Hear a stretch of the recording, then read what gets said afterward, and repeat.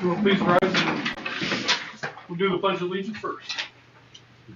I pledge allegiance to the flag of the United States of America and to the republic for which it stands, one nation, under God, indivisible, with liberty and justice for all. Thank you. And we'll start off with the acceptance of the agenda. I'd entertain a motion to accept the agenda as presented. So moved. Thank you, Ms. Justice. Second. Second. Any questions or comments? All those in favor? It's unanimous. Thank you. Approval of the minutes from the November meeting. Motion. Thank you, Ms. Justice. Second. Second. Thank you, Mr. Ellis. Any discussion or questions or anything corrections? Hearing none. All those in favor? Opposed? Abstained. Thank you. Motion passes. Public comment. Looks like we have one tonight. Ms. Richardson, the floor is yours.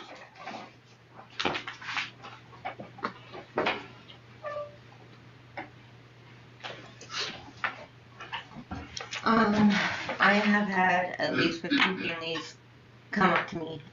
If you guys noticed, I was not here last month. I decided to take a little break from everything. When these 15 families came up to me and told me what has been going on, I decided to stand up here again. I was asked to ask one question, and that was it. So I have one simple question for Trent McCormick and Thomas Beatty. I tried to enter the high school through the back entrance, in which I was refused access into the building due to safety protocol. Am I correct? Okay. What I don't understand is I was denied access because of a safety reason, but you guys allowed a sexual predator into our school. You guys don't understand the damage you caused by that. Why not do an extensive background? Don't understand. None of us parents understand. Honestly, from where I stand, nobody is doing their job. And it's sad that parents know more than the school officials. How is it that we have sent, emailed, multiple reports, and called on said teacher, but you guys shrugged it off until it went viral on social media? And how good do you guys look now, knowing that it hit social media? There's been multiple parents that's been up here saying the exact same thing. Maybe for different reasons, but it's still the exact same thing. I would let the board know there's been no sexual predator allowed into Peru Junior Senior High School. That is not factual. That's your opinion. We know differently. We've heard stories from our children. We know differently. He was grooming them, and you know it. PCS used to be the school everyone wanted to attend, but thanks to everyone in these chairs, because now PCS is the school that families run from. Thanks a lot for that.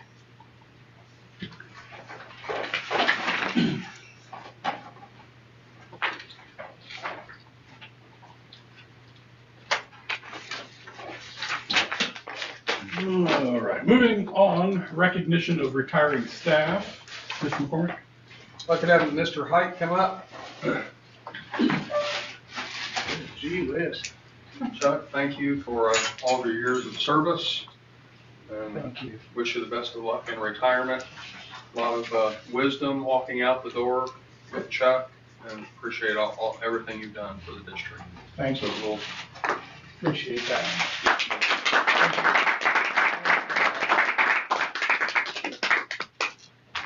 Thank you.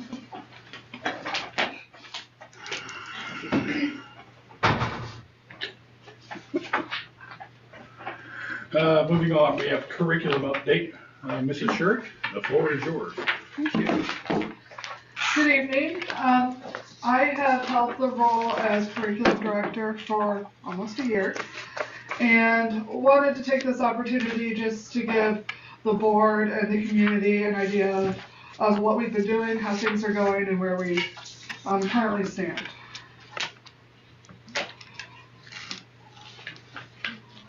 We do have a curriculum leadership leadership team, which consists of educators from all 3 of our buildings, and you can see those teachers up here. We meet close to monthly, but like with the holidays, we're not meeting in December. And we've done a lot of different things that I'll talk to you about in the next few minutes. Starting in January of last year, we got together and met for the first time, went over some expectations and norms, and we started really digging into data. We continued that moving into February, and then began peeling back some of the standards to understand what the state of Indiana academic standards are really asking students to do and asking us to teach our students. Moving into spring, we summarized that data and summarized the K-12 content standards, and we started looking at things vertically. So what are things kids are learning at Elmwood and Blair Point that will grow into something bigger at the junior, senior high? And a lot of teachers were really interested in seeing, oh, what I'm doing here impacts things in a year or two. And a lot of the high school teachers were like, oh, that's interesting. I didn't really realize that they started this concept so early. So we started seeing those connections and started talking about using a common language so that when kids are going from school to school and teacher to teacher, that when we're talking about the same content, we're using the same words. And so that kids can have that continuity in order to better build their skills. We continue that throughout the summer. We spent a lot of time on it in May, but some teams met during the summer. We had content area teams, so a team working on science, social studies, one working on English, and one working on math. And so they were able to line things up and show strands on, hey, this is where this skill starts and this is how it continues K-12.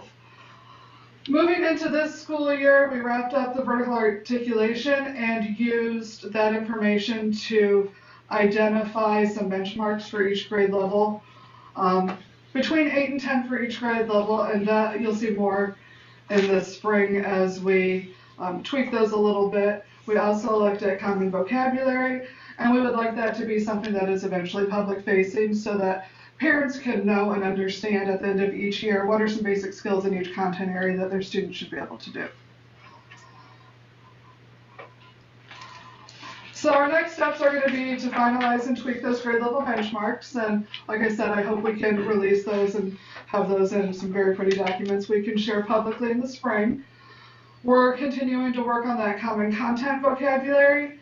Something as simple as like when you're in elementary school, like sometimes you'll hear, oh, you can do a hot dog fold, but we can talk about vertical and horizontal with the littles so that when they get to a higher level, they're already using some vocabulary that's a little more advanced. We're going to start looking at those employability and technology skills. The state does have standards for those, but figuring out where those fit naturally within our curriculums to be sure that our students are ready when they graduate to go in the workforce and use those 21st century skills. We're also going to be, throughout all of this, doing some data dives, and we'll do a little bit of a data dive here with you before I wrap up. For our textbook adoption, as you know, over the past couple of years, we've been working on Adopting Wonders. This is year 1 of full implementation, and we've had a number of different professional learning opportunities for our staff, mostly from the experts in the company that publish Wonders, although throughout this year we're going to work with our teacher trainers to continue to support staff as they have questions on that. When we come back from Christmas, we'll work with our curriculum leadership team to see if there are any sticking points or things that teachers are struggling with so we can offer appropriate support for that. And then continue through the spring and also touch base at the end of the year.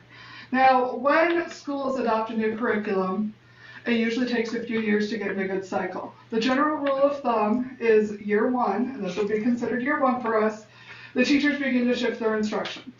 They have a different pacing guide, they're learning new skills. Year 2, we start to see students start improving their skills, and we'll see results on a lot of the formative assessments.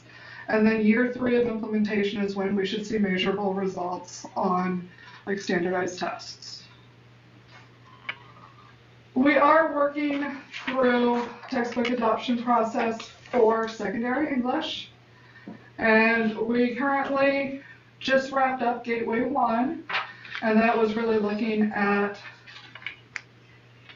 how the texts are aligned to standards, if questions are grounded in evidence, and that text quality piece. We will be moving this month and next month into Gateway 2, that's digging a little deeper into comprehension through texts, questions, and tasks, and knowledge building through reading, writing, and language comprehension in ELA, knowledge building and communication for Spanish.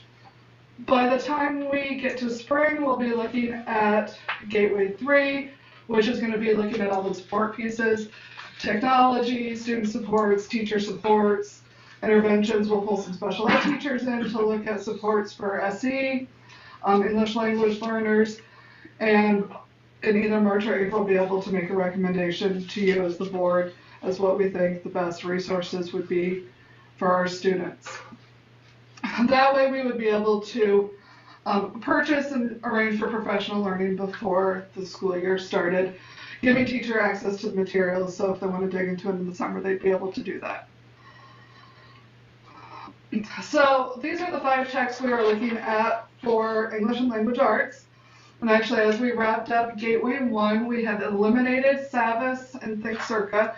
So we're going to be focusing on Into Literature from HMH and McGraw-Hill Study Sync, 6 to 12, and then 6 to 8 is still looking at Amplify, which is a program that was specifically designed for grade 6 to 8. For our Spanish texts, we are looking at Mundo en Acción, Clets Reporteros, and we were looking at Auténtico, but through Gateway 1, we have eliminated that. So each gateway we're hoping to narrow down a little bit more so we don't have to dive as deep into a whole bunch of texts. We are planning on probably late February, early March, also providing an opportunity for the board and the community to come and take a look at the materials we are still looking at, and we'll have an opportunity for the board and community to also give us some feedback on that. All right, I'm at 8 minutes. I'm trying to keep this to 12. But I do want to share a little bit about our state and diagnostic test data and where we've been over the past few years and where we are now.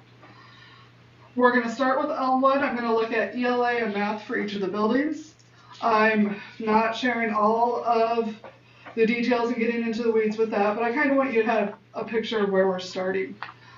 You can see here our double proficiency. We've got kindergartners that have historically come in low. This year they're coming in lower than ever. Despite the fact that they're coming in low, our Elmwood teachers are moving that needle, and they're moving it a lot. They're doing a really nice job. We can see the iRead second grade pass rates. We have half of our second graders passing a third grade test. So kudos to Mrs. Eddy and her team. You're doing a great job with that reading. The middle graph here shows the green is the second graders who have passed. The gold includes those who pass and the kids that are on track that we expect to pass their third grade year as well. Looking at math at Elmwood, we've got some pretty low scores. And I'm guessing Elmwood, like most of the elementary schools in the state, have focused most of their energy on their reading skills. And so this is something that we've started having conversations with principals and Mr. McCormick about coming up with a plan for how to get those math scores up. And so we'll be talking a little bit more with you as the board next semester as we come up with some steps to start addressing math. We can see Blair Point. We've got kids coming in at that third grade level pretty low, but they're starting to raise the needle and get those math scores up some. Okay, Blair Point reading. We see that a lot of times we're having kids come in doing pretty well with their reading fluency. If we were looking at in the weeds and all the details here, we'll say that our readers know how to read. They've learned all of that at Elmwood. The big piece is getting our kids to comprehend. And as we've moved to this Wonders adoption, which is in ed reports and a lot of studies shown to be highly effective, I would expect within the next couple of years we'll see our comprehension scores start to rise, because we're following it with fidelity and building those skills and the skills and consistency with the kids. You can see our iRead grade 3 pass rates. This right here does not include the second grade numbers.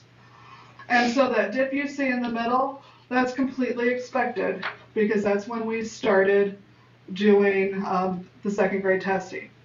And so the kids that are taking it in third grade are the kids that are already low, already struggle, and having a hard time. So even though we see that dip there, this is good. If we come to this slide, you can see the iRead 3 cohort pass rates, which you can see are awesome. Our kids are doing really fabulous.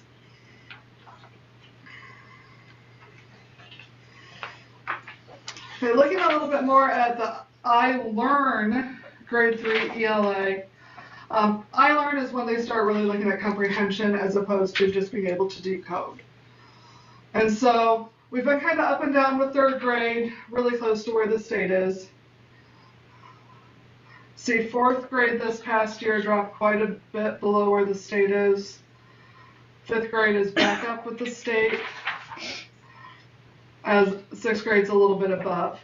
Now, our test in Indiana changed so many times that I have a hard time just looking at pass rates. I like comparing how we're doing with how the state's doing, because if they change something on the test, it's going to impact everybody in the state. So a lot of times when I share data with you, it's going to have where we are and where the state is. Because if you change the test 42 times, the numbers aren't going to mean anything if you compare from year to year. Looking at math, we can see grade 3, we're a little bit below the state. Grade 4, a little bit more. 5 starts coming up a little bit. And 6th grade, they've been doing a good job of narrowing that gap, and last year was bringing those 6th graders up above the state's pass rate. Now, we get to the junior high, and scores start going down. I would like to note the junior or senior high hasn't had adopted math materials, or as you know, materials in general for years. And we're working on addressing those issues. But I think that does play a role into where our scores are, and kind of helps us understand what we need to do to get those up.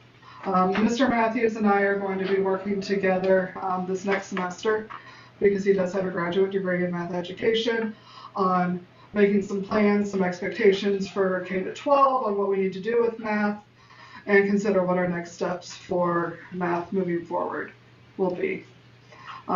Grade 8, we get a little bit closer to where the state is. Still not doing great. And then looking at the iLearn pass rates, we see that deviation and how that's growing between us and the state. We have just this past year added the NWEA test and ALEKS to try to help narrow the gap. The ALEKS program does a really good job of doing individualized plans to help bring kids up. But ultimately, we need an evidence-based curriculum to get kids where they need to go. If we look at our high school level, up here we have PSAT, and then we'll look at SAT. We have our sophomores last year. We are just a little bit below the state. At the top you can see we've got Peru, how we've done on the benchmarks. The benchmarks are math and English. compared to Indiana, just the IDOE public schools, and then all Indiana schools, which include private, charters, homeschooled, and then compared to the USA. And on both math and English, we're just a little bit below the average Indiana public school. I will note that as we look at PSAT and move to SAT, it is a test that is used for state accountability. However, it's a test they give juniors, and everyone in Indiana suffers from the fact that they use the same benchmark that they use for seniors. It's a test designed for seniors for their college entrance exam, and the cut score they use for state accountability is for juniors that are taking it. So as we look at how we do compared to the rest of the state, we're all in the same boat, but it is kind of a bummer for all Indiana schools that we're using a senior benchmark for juniors. You can see the juniors last fall. You can see they are really close on that English and not too far off from the state on math. SAT last spring, you can see even closer on the English and not too far off on math again. And that's what we got. I am a little bit over my 12 minutes, but do you have any questions before I call the night? All right, thank you. Thank you. Thank you. That was a lot of information to get through in 12 minutes. Well done. Next up on program, Mr. McCormick and Neola, first readings. Yeah, you have 4 policies in front of you just for first reading, just informational. So policy 2221, mandatory curriculum. This is mandatory curriculum. It's been revised to reflect changes made to Indiana law by Senate Enrolled Act 442, Instruction on Human Sexuality. And you can see any of the changes are highlighted in green. Also policy 2414, reproductive health and family planning and human sexuality instruction. The narrative behind that, reproductive health and family planning and human sexuality instruction, has been revised to incorporate the change made to that Indiana code by Senate Enrolled Act 442. Then you have policy 2416, student privacy and parental access to information, has been revised. And it's been revised to reflect changes in the Indiana code 20-30-5-17, again by Senate Enrolled Act 442. And then the fourth policy, 2623, student assessment. Student assessment has been revised to incorporate the changes made to Indiana code by House Enrolled Act 1499 as part of education matters. So you, again, any changes are either stricken through or highlighted in green. So those are just for first reading this evening. Thank you, Mr. McCormick. Up next, we have Eagles Cards After School Program. Mr. McCormick, that's you too. Do you have that one? Just a discussion and action to approve Blair Point and Elmwood's after-school remediation. Program will be Tuesdays and Thursdays from January 27th to February 26th. And the principals do a great job of coordinating transportation and snacks as part of that program. They do hire staff as part of that program as well. Mrs. Eddy, I put you on the spot. Do you have any points of emphasis on that program? Again, it's been a part of our commitment to our interventions. I mean, it's a pretty hefty intervention for us beyond the school day. So, I mean, we appreciate the fact that the staff that you allow the staff to be there after school and continue to pay them for that time. I mean, Elmwood right now, we're looking at inviting about 90 students, and we pretty much get. And so you're talking, these children are going to be at Elmwood until 4 o'clock, put on a bus, and some of them won't get home until 5:30. It's a long day for them, but it's been impactful. It keeps these are our at-risk readers that we just tested just now at the middle of the year, so they'll be the ones to receive the invitations. How long have we been doing? I've been at Elmwood this is my 9th year. We were running 2 sessions. We were actually running a first semester session and then a second. COVID kind of gave us all that chop and we came back with, so I would say a dozen years easy. Thank you, Mrs. Eddy. Thank you. So that program is there for your consideration for approval. You've heard the recommendation. I would entertain a motion to accept that as presented. So moved. Thank you, Mr. Hoover. Second. Thank you, Ms. Justice. Any discussion or any further questions? All those in favor? It is unanimous. Thank you. Next up, FBLA trip. Miss America is requesting the approval to take 5 or 6 students, 1 sponsor, to the FBLA Future Business Leaders of America State Leadership Conference and Competition in Muncie, Indiana, Courtyard by Marriott, March 13th, 2026 to March 15th, 2026. We're requesting district to pay the sponsor hotel registration of $480.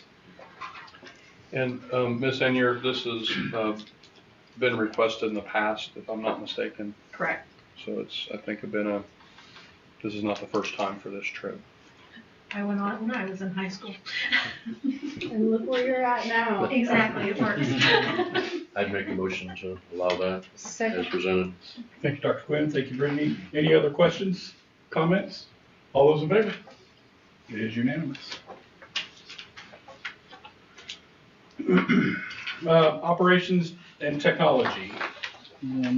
Up first, we have a facility use request.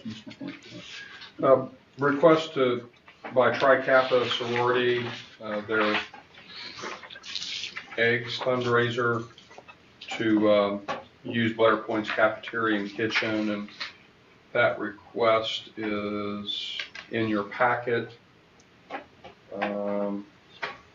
So if you any details at all, again, I think this is an ongoing. This is one we've done for several Annual. years. Yeah. I would entertain a motion to accept that as presented. So moved. Thank you, Dr. Quinn. Second. Thank you, Ms. Justice. Any questions or discussion? Is this just for the first one or is this for both? This is for both, correct? You're This taking is- those in total? My motion would be to make both of them. Oh, you want to do both? Okay. I would They've both been doing this for a number of years, Yes, and we've this- never had any you are trouble. It's absolutely correct. well received by the community. So the motion will read for use of Blair Point Cafeteria and the stadium track facility. Everybody clear on that? Mhm. Any questions? All those in favor? It is unanimous. Thank you. Next up under business, we have early literacy endorsement. We have Whitney Warren for a $1,000 stipend for her early literacy endorsement for your consideration for approval. I would entertain a motion to accept the early literacy endorsement. Can't say that. So moved. Thank you, Ms. Justice, bailing me out. Do I have a second? Second. Thank you, Mr. Fuller. Any questions? All those in favor? It is unanimous. Next up, board meeting AV equipment. Mr. McCormick. So the upgraded, the nice AV equipment we have here is a demonstration model.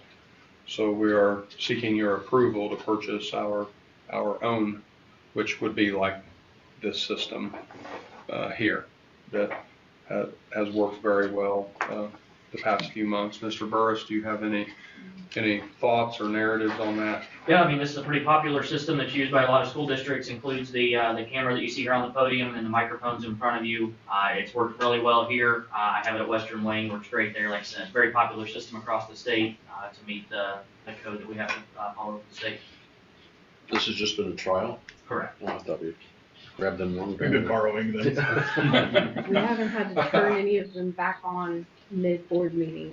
Exactly. No problem. I have watched several of the videos on YouTube, and they are a lot clearer, and you can actually hear us speak so much better than the fishbowl that we had before. So I would entertain a motion to accept that proposal. So moved. Thank you, Ms. Justice. Second? Second. Thank you, Dr. Pennington. Any questions? All those in favor? It is unanimous. Thank you. School property resolution, Mr. McCormick. Action, seeking your consideration for action to approve a resolution to permit myself, superintendent, to explore options towards selling 2 parcels of land. Those parcel numbers are on your agenda. One is across the street from Elmwood Elementary. The other is to the east of the Thrush Tennis Courts. Again, just we've had over the last year loose discussion on this, and I want to thank Mr. Snyder for his work on obtaining the quitclaim deed for the property near Elmwood, tidying up that paperwork. So again, this is just me seeking approval, authorization from the board to explore options. Any details, numbers, dynamics surrounding this will be brought to the board before, you know, any transactions would be considered. I would entertain a motion to accept that as presented. So moved. Thank you, Ms. Justice. Second? Second. Mr. Fuller, any questions or discussion? I do have a comment. Comment? Maybe not the Elmwood one. I don't think anybody's shown interest in that. But if we're gonna decide to sell the one by Thrush Courts, the church next door has shown interest greatly over the years. I think they should have first pick. I think that's who. Oh, yeah, but Any other questions or comments? All those in favor? Opposed? 6-1. Thank you. Motion passes. Disposal of surplus equipment resolution. As we look to spruce up the weight room at the high school, part of that will include getting rid of antiquated weight room equipment per Mr. Edwards, the strength coach. And so this resolution is here for your consideration to dispose of surplus equipment. I would entertain a motion to accept the proposal as presented. so moved. Thank you, Mr. Hoover. Second. Second. Ms. Justice, questions? I do. Yes, sir. It says that the proceeds will go into the education fund. Why is that? No, is that chosen? Ms. Ingram, It was purchased out of the education fund, it's classroom material. It's I think it was actually, we bought a lot of this with a donation, and there might have been a grant, as I recall. Okay, it might have been purchased before me, But, but it is classroom equipment. So we were gonna so put it back in the into future, when we education. buy new stuff, it'll come out of education fund? If it's classroom, that was the plan, to reinvest in the classroom. Thank you. Do we, as with public money, does it have to be auctioned off? We just sell it off? I was under impression we had to auction stuff off like that. I wasn't sure.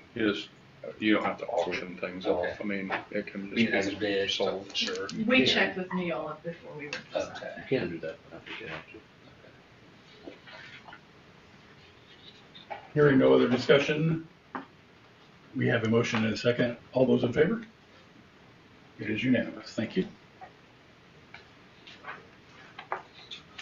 Next up is a LED lighting quote. You have this lighting quote before you for your consideration to approve. This quote from Energy Harness for new high bay LED lighting fixtures and lights in Tigerina. That cost for that project will be around $50,000. There is a, as you can see on the agenda, a small contingency expense that would include like rental of a lift and things of that nature that would still need to be determined, but it would be around $50,000.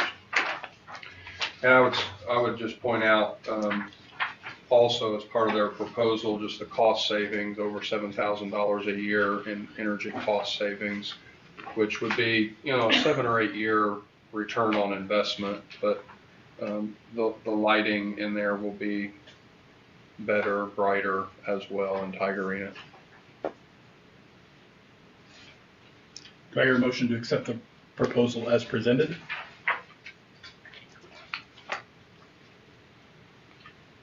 So moved. Thank you, Mr. Hoover. Second. Second.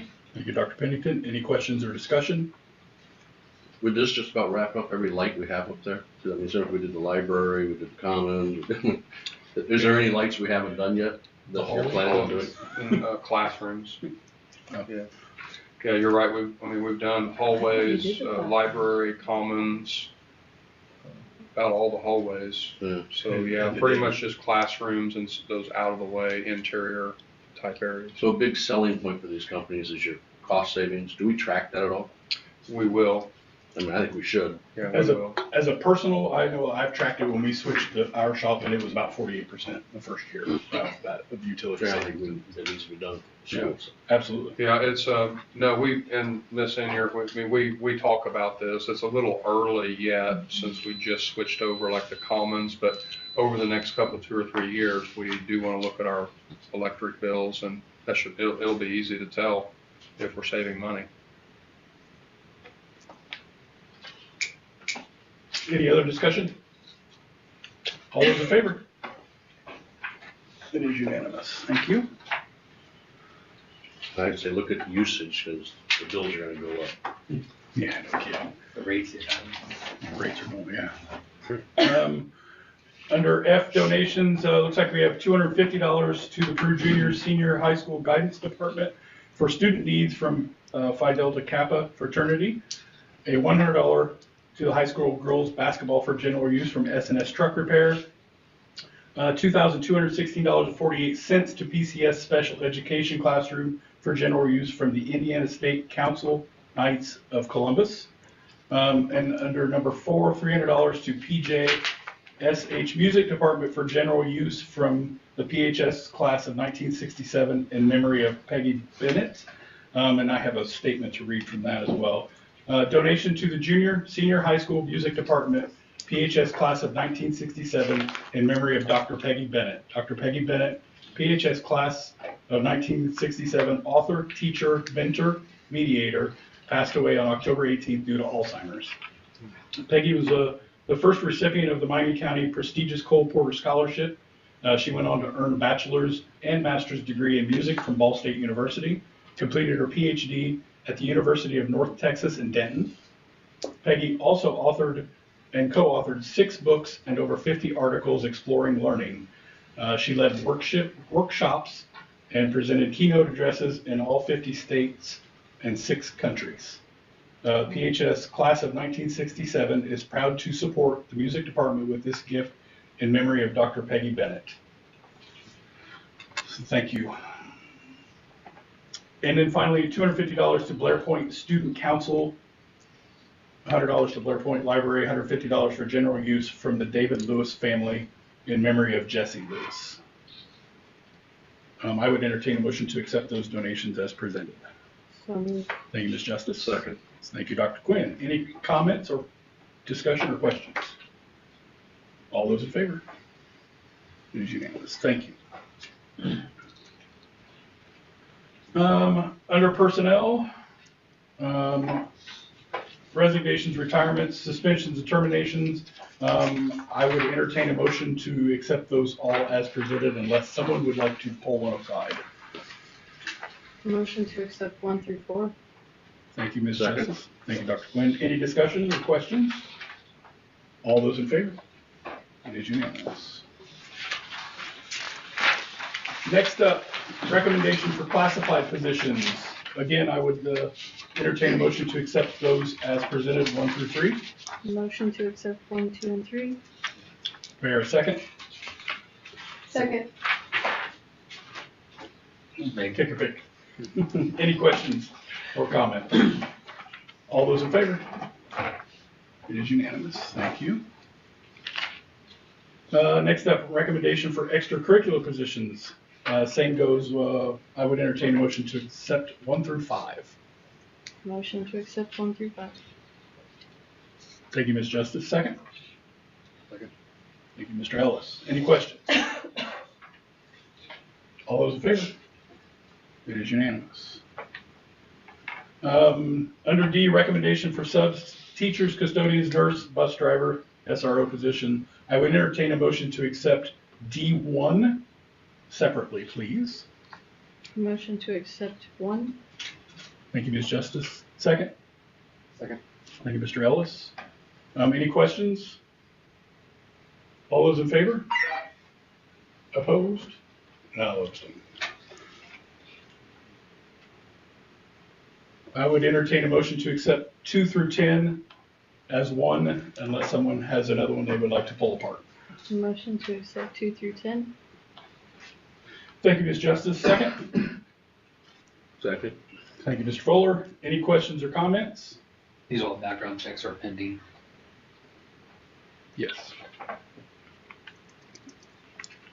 Any other questions or comments? All those in favor? It is unanimous. Next up, we have a recommendation for employee position transition, IT director transition. Mr. McCormick, would you like to explain how this is going to go? Yes, Mr. Burris is starting kind of a new journey, segment in his career. During this transition period next semester, we would have him 1.5 days per week in sharing him with Western Wayne Schools and the East Central Education Service Center. And then, those details will be worked out. He'll be transitioning his pay rate and such prorated appropriately. And then we will also begin our search for a new IT director here at Peru Community Schools and wish Ben the best. Thank you, Mr. McCormick. I would entertain a motion to accept the recommendation as presented. So moved. Thank you, Ms. Justice. Second? Second. Thank you, Dr. Pennington. Any comments, questions, or concerns? All those in favor? It is unanimous.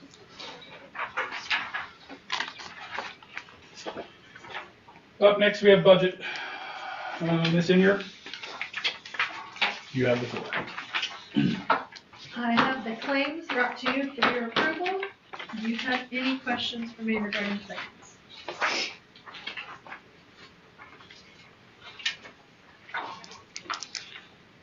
Any questions on claims? Motion to accept the claims as presented. Thank you, Ms. Justice. Second? Second. Thank you, Mr. Ellis. Any questions or concerns? All those in favor? It is unanimous. Thank you. Next up, Ms. Inyer. For fund monitoring report, our education fund, as of the end of November, we've collected 98.2% of our 2025 budget and expended 92.2%. Our salaries and benefits continue to be the largest expenses, and that keeps us on target with what the state tells us to do. Our debt service, we have had no activity in November, but you will see activity in December as we start to make our bond payments and we have property taxes coming in. Our operations fund, it shows right now only 56.5% has been collected, but this is due to property taxes coming in December and June only. So we anticipate that coming in here around Christmas time. So you'll see that next month. We've expended 84.6% of our budget.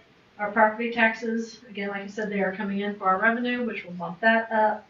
And our salaries and supplies, utilities are the largest expenses, which is expected out of the operations budget, because that's what it is. No activity in rainy day. Our 2022 bond, we are getting closer to the final expenditures on that. So we're under 100,000 now left to expend. Our 2024 bond, we are starting to see bills come in, as you can see under property services. That is now a sizable amount there of stuff that is going on. We have monthly payouts coming in, so that's exciting. That work is getting done. And then our food service, we are doing well with Chartwells. Our food service, can you scroll that down just a little bit, Brooke? Thank you. If you look there, we are at the end of November, a healthy positive balance. So we are doing well with Chartwells. with our food service. Good to hear. It is supporting itself. Any questions regarding the fund monitoring? Hearing no questions, I'll entertain a motion to accept the fund monitoring report as presented. So moved. Thank you, Ms. Justice. Second. Second. Thank you, Mr. Ellis. Any questions? All those in favor? It is unanimous. Thank you. Board member comments. I would open the floor to you all. None today. Excellent. Moving on to superintendent comments. Sure you have. Just a couple. I want to thank, again, Mr. Height. Thank you for your years of service, expertise, professionalism. We truly wish you the best in retirement, and don't be a stranger. You can always come back in and heckle us anytime. Thank you. I put you to work. Thank you. Along those same lines, I do want to thank Mr. Burris. As in any industry, you have a wide gamut of IT personalities, level of knowledge, wisdom, and when we embarked on rebuilding our IT and technology infrastructure from literally the ground up, Ben stepped in and agreed to help us, and has done an excellent job in that endeavor, as well as managing 2 different school districts. That's not an easy task. So Ben, I want to thank you for what you've done, and we'll transition next semester, and we congratulations on your new career endeavor, and we'll always call you a friend and never hesitate to call on us. Thank you. Thank you, I appreciate it. We've done a lot in a short amount of time. I think we did it faster than what we really thought we were going to originally, and I think we're definitely better off here than it was in the past, so I appreciate it. Thank you, Mr. Burris. Anything else? Nope, that's it. I would entertain a motion to adjourn. So moved. Thank you.